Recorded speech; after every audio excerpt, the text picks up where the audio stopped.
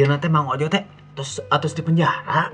Mohon alatan usaha kelencina sarang dagangna teh henteu jujur. Olo. Kutan teh. Ditampi, Mang. Mangga atur nuhun Tititin. Kumang mitra parantos diemutan. Upami bisnis atanapi usaha teh kedah jujur, ulah ngalawan hukum. Ulah tadina hayang untung, kalaka jadi buntung. Pan kejadian pisan.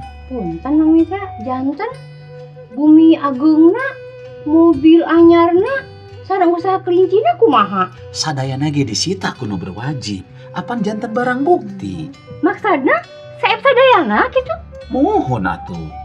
Nah, kadang ku ibu baru karena hasil usaha dina henteu jujur teh sagala boga tapi urang di penjara. Daek ibu di penjara. Ih, amit-amit tuh bapak ah.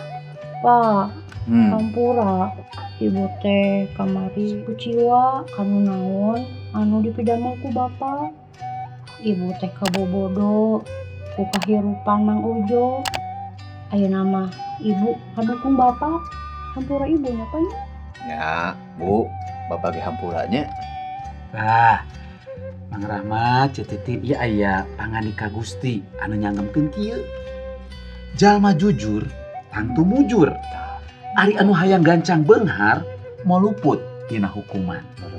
Beunghar tangtos janten berkah. Tapi usahana kedah nganggo cara anu jujur. Ya bener. Hatur nuhun Mang Mitra, dawuhan Gustina. Sami-sami Gusti ngaberkah.